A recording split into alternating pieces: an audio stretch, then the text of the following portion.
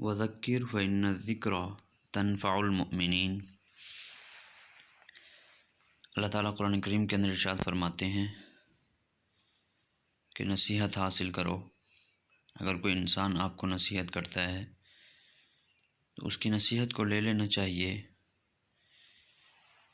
اس لیے کہ نصیحت انسان کو فائدہ دیتی ہے، نصیحت مومن کو فائدہ دیتی ہے۔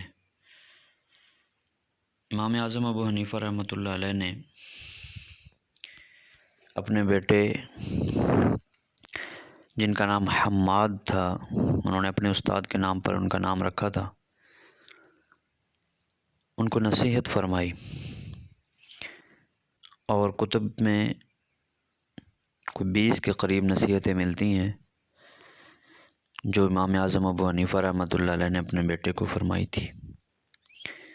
ان میں سب سے پہلی نصیحت جو امام اعظم ابو حنیفہ رحمۃ اللہ علیہ نے اپنے بیٹے حماد کو فرمائی وہ یہ تھی، یا بنیہ مراعات التقویٰ، اے میرے بیٹے تقوی کی رعایت کرنا، اور فرمایا بحفظ جوارک من المعاصی، اور فرمایا کہ اپنے اعضاء کو، ہاتھ پاؤں کو، آنکھوں کو، کانوں کو، زبان کو گناہوں سے بچا کے رکھنا، اور فرمایا وخوف من اللہ تعالی، اپنے آپ کو گناہوں سے بچانا اس وجہ سے نہیں کہ لوگ مجھے اچھا کہیں گے، گناہ سے اپنے آپ کو بچانا اس وجہ سے نہیں کہ لوگ مجھے بڑا عالم اور زاہد کہیں گے، اپنے آپ کو گناہوں سے بچانا اس وجہ سے نہیں کہ لوگ مجھے تقوی والا کہیں گے، بلکہ فرمایا وخوف من اللہ تعالی، اپنے آپ کو گناہوں سے بچانا اس وجہ سے کہ اللہ تعالی مجھے دیکھ رہا ہے، اللہ کا خوف اپنے دل کے اندر رکھتے ہوئے، اللہ کا ڈر اپنے دل کے اندر رکھتے ہوئے اپنے آپ کو گناہوں سے، معاصی سے اپنے آپ کو بچا کے رکھنا ہے۔ تو سب سے پہلی نصیحت جو فرمائی وہ ہے مراعات التقویٰ، تقوی کی رعایت کرنا، اپنے آپ کو گناہوں سے بچا کے رکھنا۔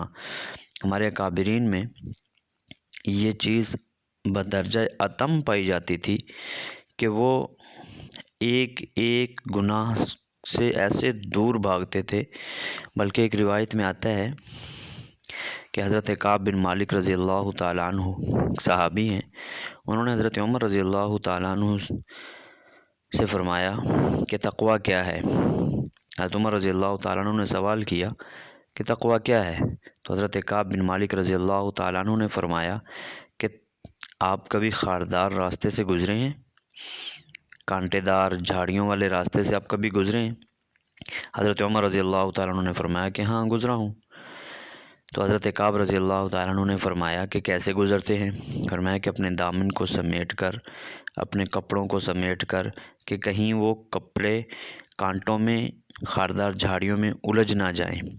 تو حضرت کعب رضی اللہ تعالیٰ عنہ نے فرمایا کہ اسی کا نام تقوی ہے کہ آپ اپنی زندگی کو خاردار دنیا سے بچا کر نکلیں، اپنے دامن کو دنیا سے اور معاصی سے اور گناہوں سے بچا کر نکل جائیں، تو سمجھ لیں کہ آپ کے اندر تقوی ہے۔ تو ہمارے کابر کے اندر بھی یہ چیز بدرجہ اتم پائی جاتی تھی۔ دیکھیں حلال بھی واضح ہے، حرام بھی واضح ہے، ان دونوں کے درمیان میں ایک چیز ہے جسے متشابہات کہتے ہیں۔ تو متشابہ چیزوں سے بھی ہمارے اکابر اپنے آپ کو بچا کر رکھتے تھے، اپنے آپ کو محفوظ رکھتے تھے۔ یعنی ایک بزرگ ہیں، وہ ایک علاقہ ہے جہاں پہ اپنی بچیوں کو وراثت میں حصہ نہیں دیا جاتا، وراثت میں حصہ نہیں دیا جاتا تھا۔ تو وہ بزرگ جب ان کے پاس کوئی سبزی لائی جاتی اور انہیں یہ بتا دیا جاتا کہ یہ فلاں علاقے سے سبزی آئی ہے، تو وہ سبزی نہیں کھایا کرتے تھے، وہ سبزی نہیں کھاتے تھے۔ کیوں نہیں کھاتے تھے؟ اس لیے نہیں کھاتے تھے کہ یہ اس علاقے سے آئی ہے جہاں لوگ اپنی بچیوں کو وراثت میں حصہ نہیں دیتے۔ حالانکہ شریعت نے بیٹیوں کا حصہ وراثت میں رکھا ہے، تو وہ بیٹوں کو دے دیتے ہیں، بیٹیوں کو نہیں دیتے تھے۔ تو وہ بزرگ اتنی احتیاط کیا کرتے تھے کہ وہ اس زمین سے اگی ہوئی، اس زمین کے اندر بوئی ہوئی سبزی بھی نہیں کھایا کرتے تھے، اپنے آپ کو اتنا احتیاط میں رکھا کرتے تھے۔ یہ ہمارے بزرگوں کا شیوا ہے کہ تقویٰ اس قدر زیادہ ہوا کرتا تھا